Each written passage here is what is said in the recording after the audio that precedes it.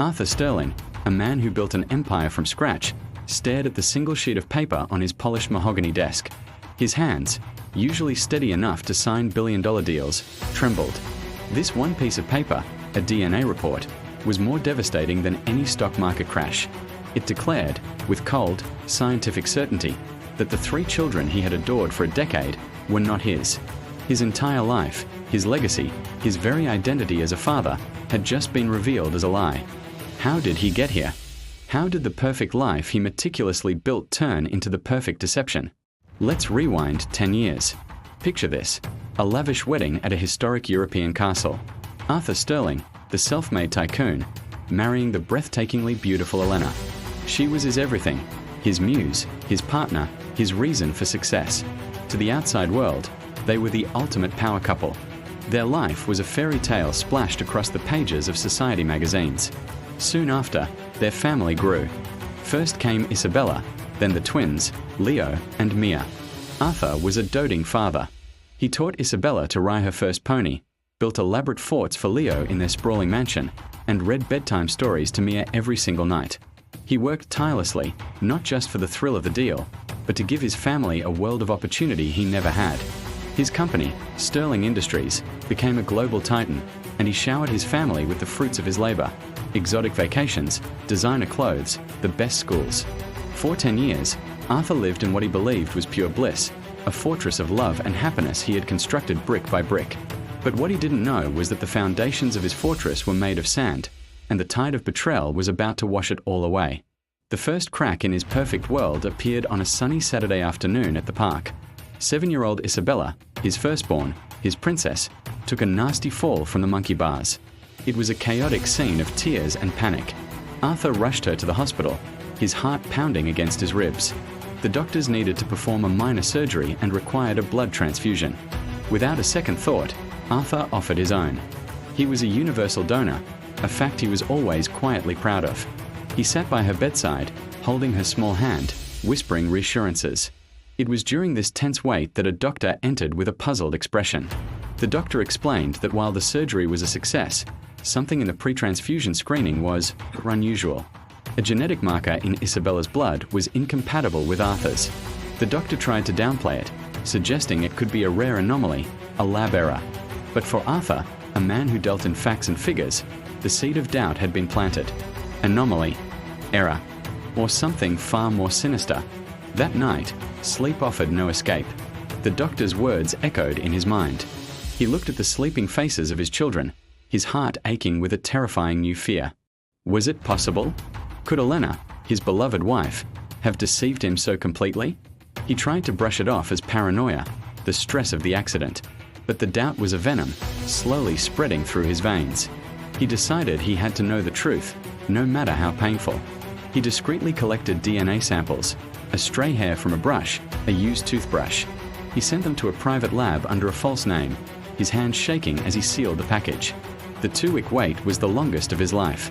Every smile from Elena felt like a performance, every "I love you" a potential lie. He felt like an actor in his own life, pretending everything was normal while his world teetered on the brink of collapse. Then, the email arrived. The subject line was clinical: test results. He opened it, and the words blurred. Probability of paternity, 0%. Not just for Isabella, for Leo and Mia too. 0%. The air was knocked from his lungs. It wasn't just a crack in his world. It was a seismic event that shattered everything. The photos on his desk of his smiling family now looked like a cruel joke. The laughter that once filled his home now sounded like echoes in a tomb. He wasn't their father. For 10 years, he had been living a lie, loving children who were not his own, a stranger in his own family. The betrayal was so profound, so absolute, it felt unreal. But the report was real. The pain was real. And a new, cold feeling began to crystallize within him: rage. Who was the real father? And how deep did this deception go? Blinded by grief and anger, Arthur knew he couldn't confront Elena. Not yet. He needed answers, not more lies. He did what he did best when faced with a problem. He hired the best. He contacted a discreet but ruthless private investigator, a man known for unearthing secrets the powerful wanted to keep buried. Arthur gave him a simple, chilling directive: find out everything. The investigator got to work, and what he uncovered was more shocking than Arthur could have ever imagined.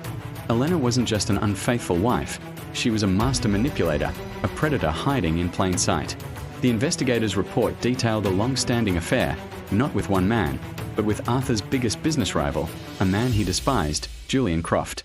The children, Isabella, Leo, and Mia, were Crofts. The affair had started just before their wedding. Elena had played him from the very beginning. She had married him for his name, his power, and his money.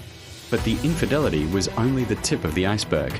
The financial betrayal was the masterstroke. Over the past decade, Elena had been systematically siphoning money from Sterling Industries. She had used her position as Arthur's wife to gain access to sensitive company information. With Croft's guidance, she had set up a series of shell corporations, moving millions of dollars offshore. She had forged Arthur's signature on key documents, transferring shares and assets into accounts she controlled. She had been slowly, patiently, and brilliantly dismantling his empire from the inside out, like a termite eating away at the core of a mighty oak tree. The investigator presented Arthur with a mountain of evidence: wire transfers, secret ledgers, photos of Elena meeting with Croft. Arthur realized with dawning horror that Elena's plan was reaching its final stage. She wasn't just stealing his money, she was planning a complete corporate takeover. She was about to use his own fortune to destroy him, leaving him with nothing: no company, no family, no future. We return to Arthur in his office, the DNA report lying beside the investigator's damning file. The setting sun casts long shadows across the room, mirroring the darkness that has enveloped his life. His phone buzzes. It's his lawyer. Elena has just filed for divorce, citing irreconcilable differences. And simultaneously, she has initiated a hostile takeover of Sterling Industries, using the very assets she stole from him. The final move in her decade-long chess game. She was seizing his company, his home, and claiming custody of the children he now knew weren't his, demanding astronomical child support. Arthur Sterling, the man who had everything, was now on the verge of losing it all. Betrayed by the woman he loved, robbed of the children he cherished, and facing the ruin of the empire he built. He was trapped in the perfect storm, a nightmare orchestrated by the person he trusted most. What would you do if your entire reality turned out to be a meticulously crafted lie? The story of Arthur Sterling is a chilling reminder that the most dangerous enemies are often the ones sleeping in our own bed.